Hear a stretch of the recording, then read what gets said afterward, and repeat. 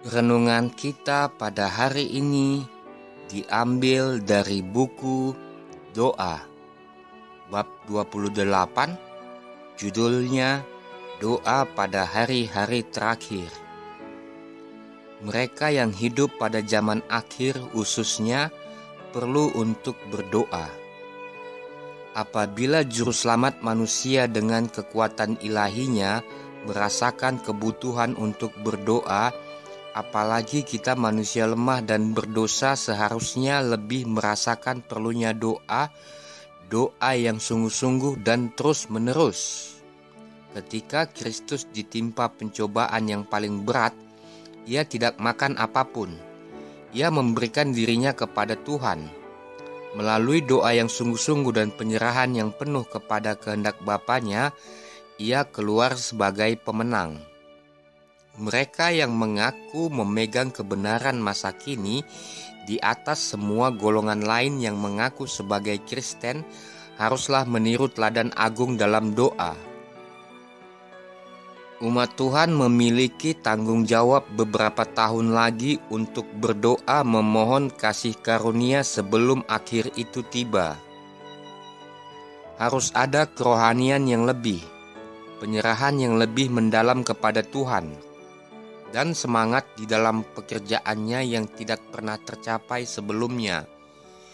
Banyak waktu harus digunakan di dalam doa, sehingga jubah-jubah tabiat kita dibasuh dan menjadi putih di dalam darah anak domba. Secara khusus kita harus memohon kepada Tuhan dengan iman yang teguh agar kasih karunia dan kuasa diberikan kepada umatnya sekarang.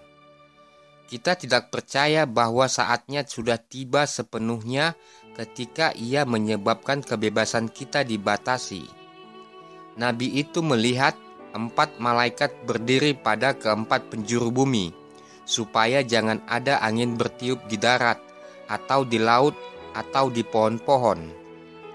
Malaikat lain muncul dari timur, berseru kepada mereka, berkata, "Janganlah merusak bumi atau laut atau pohon-pohon sebelum kami memeteraikan hamba-hamba Allah kami pada dahi mereka." Ini menunjukkan pekerjaan yang harus kita lakukan sekarang. Satu tanggung jawab yang besar diberikan kepada pria dan wanita yang berdoa di seluruh negeri untuk mengajukan permohonan bahwa Tuhan akan menyapu mundur awan kejahatan dan memberikan beberapa tahun kasih karunia lagi agar bisa bekerja bagi Tuhan kita. Marilah kita berseru kepada Tuhan agar malaikat-malaikat itu menahan keempat mata angin hingga para misionaris dikirim ke seluruh bagian dunia dan mengabarkan peringatan terhadap pelanggaran kepada hukum Yehova. Berdoa pada waktu damai akan mempersiapkan umat Tuhan untuk berdoa saat kesulitan di masa akhir. Para pelayan Kristus tidak dapat mempersiapkan sekumpulan perkataan untuk dinyatakan ketika berada dalam pencobaan. Persiapan mereka diadakan hari demi hari dengan jalan menghimpun kebenaran yang berharga dari firman Tuhan dan melalui doa menguatkan iman mereka. Ketika mereka dibawa kepada pencobaan, Roh Kudus akan mengingatkan mereka kepada kebenaran yang sangat diperlukan itu.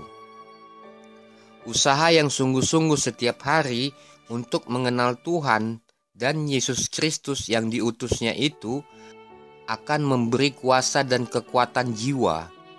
Pengetahuan yang diperoleh dengan rajin menyelidiki kitab suci akan kembali dalam sekejap pada saat yang tepat. Akan tetapi jika ada orang lalai mempelajari firman Kristus bagi diri mereka sendiri, jika mereka tidak pernah menguji kuasa kasih karunia-Nya dalam pencobaan, janganlah mereka mengharapkan Roh Kudus akan mengingatkan kembali firman-Nya ke dalam pikiran mereka pada saat itu. Mereka haruslah melayani Tuhan setiap hari dengan rasa kasih yang tidak terbagi dan kemudian percaya kepadanya. Kita sedang hidup pada masa yang paling genting dalam sejarah dunia ini. Nasib dunia yang penuh sesak ini tidak lama lagi akan ditentukan.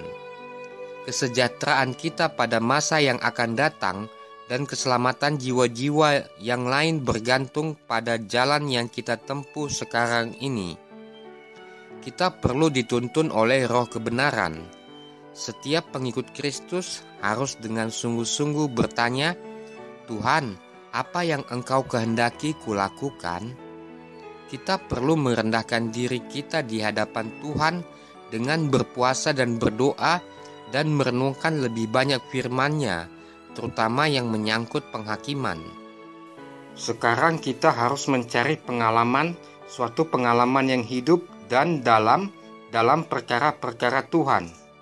Jangan ada sesaat pun waktu yang terbuang. Peristiwa-peristiwa yang sangat penting sedang terjadi di sekitar kita. Kita sedang berada di daerah setan yang mempesonakan. Masa kesukaran dan penderitaan yang berat di hadapan kita akan menuntut satu iman yang tahan terhadap kesusahan, hambatan, atau kelaparan. Suatu iman yang tidak akan goyah meskipun dicobai dengan hebat. Masa percobaan diberikan kepada semua orang untuk mempersiapkan diri menghadapi peristiwa itu. Yakub menang karena ia tabah dan tekun. Kemenangannya merupakan suatu bukti kuasa doa yang mendesak. Semua orang yang berpegang teguh kepada janji-janji Tuhan, sebagaimana yang telah Yakub lakukan, dan menjadi bersungguh-sungguh dan tidak kenal lelah seperti yang dilakukannya, akan berhasil sebagaimana ia telah berhasil. Mereka yang tidak mau menyangkal diri untuk bergumul di hadapan Tuhan dan berdoa penuh kerinduan dan sungguh-sungguh memohon berkat-Nya tidak akan memperolehnya. Bergumul bersama Tuhan.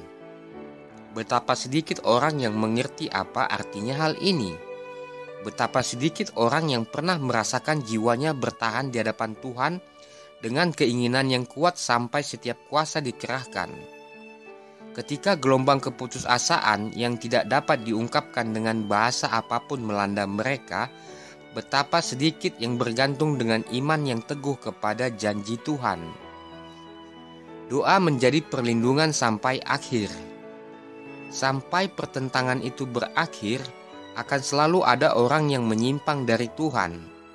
Setan akan menciptakan keadaan-keadaan sedemikian rupa sehingga kecuali kita dipelihara oleh kuasa ilahi, maka keadaan-keadaan itu akan bekerja dengan tidak terasa melemahkan benteng pertahanan jiwa. Pada setiap langkah kita perlu bertanya, apakah ini jalan Tuhan? Sepanjang hidup berlangsung ada kebutuhan untuk memelihara perasaan dan hasrat dengan tujuan yang teguh. Tidak satu saat pun kita dapat merasa aman kecuali kita bergantung pada Tuhan. Hidup tersembunyi bersama Kristus dalam Tuhan. Berjaga-jaga dan berdoa adalah perlindungan kesucian.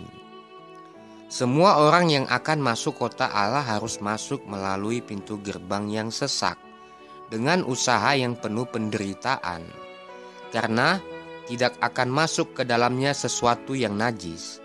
Wahyu 21 ayat 27. Tetapi kepada mereka yang telah jatuh, tidak seorang pun yang perlu menyerah dan putus asa. Orang-orang yang sudah tua yang pernah menjadi kebanggaan Allah, mungkin pernah menajiskan jiwanya dengan mengorbankan kebaikannya di atas mezbah hawa nafsu. Tetapi sekiranya mereka bertobat, meninggalkan dosanya, dan kembali kepada Tuhan, mereka masih tetap mempunyai pengharapan. Ia mengamarkan, "Hendaklah engkau setia sampai mati, dan aku akan mengaruniakan kepadamu mahkota kehidupan." Juga memberikan undangan, "Baiklah orang fasik meninggalkan jalannya, dan orang jahat meninggalkan rancangannya. Baiklah ia kembali kepada Tuhan, maka Dia akan mengasihaninya, dan kepada Allah kita, sebab ia memberi pengampunan dengan limpahnya." Wahyu 2 ayat 10, Yesaya 55 ayat 7. Tuhan membenci dosa, tetapi mengasihi orang yang berdosa. Aku akan memulihkan mereka dari penyelewengan. Dia menyatakan, aku akan mengasihi mereka dengan sukarela. Hosea 14 ayat 4. Sebuah kelompok kecil akan berdoa bagi gereja pada waktu ia menghadapi bahaya terbesar. Ragi kesalehan belum kehilangan seluruh kuasanya.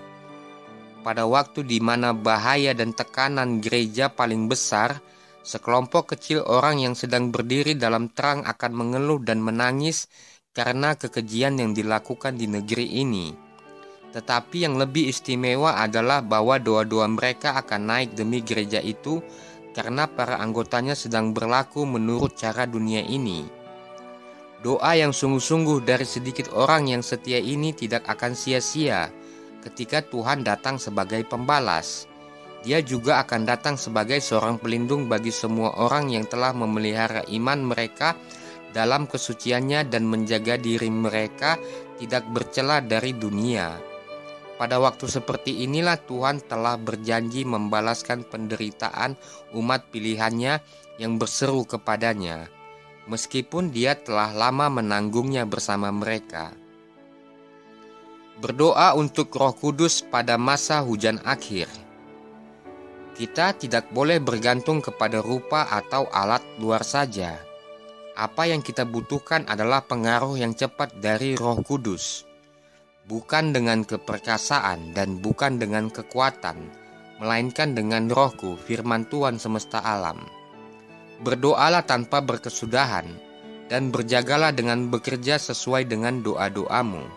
Sementara engkau berdoa, percayalah dan haraplah kepada Tuhan. Ini adalah waktu hujan akhir, ketika Tuhan akan memberikan Roh Kudusnya dengan limpah. Bersungguh-sungguhlah berdoa dan berjagalah di dalam Roh. Doa adalah satu-satunya keamanan orang Kristen pada akhirnya. Saya melihat sebagian orang dengan iman yang teguh dan seruan yang memilukan bersujud memohon kehadirat Tuhan. Raut wajah mereka pucat dan ditandai dengan kegelisahan yang mendalam. Ungkapan dari pergumulan di dalam diri mereka. Keteguhan dan kesungguhan terpancar di wajah mereka. Cucuran keringat berjatuhan dari dahi mereka. Sekarang dan kemudian wajah-wajah mereka diterangi dengan tanda penerimaan Tuhan. Dan sekali lagi pandangan yang sama yang hikmat, bersungguh-sungguh, dan berkemauan kuat ada di wajah mereka. Malaikat-malaikat jahat berkerumun di sekeliling, menebarkan kegelapan yang menutupi pandangan mereka terhadap Yesus, sehingga mata mereka hanya bisa melihat kegelapan di sekitar mereka. Dan dengan demikian, mereka dituntun untuk tidak mempercayai Tuhan dan menentangnya. Satu-satunya yang aman bagi mereka ialah tetap mengarahkan pandangan mereka ke atas. Malaikat-malaikat Tuhan bertanggung jawab atas umatnya. Dan ketika suasana beracun dari malaikat-malaikat jahat ditebarkan ke sekeliling orang-orang yang gelisah ini, malaikat-malaikat surga senantiasa mengepakkan sayap-sayap masing-masing untuk menghempaskan kegelapan pekat itu dari mereka. Ketika mereka yang berdoa meneruskan seruan mereka yang sungguh-sungguh, terang Yesus datang kepada mereka untuk menyemangati hati mereka dan menerangi raut wajah mereka.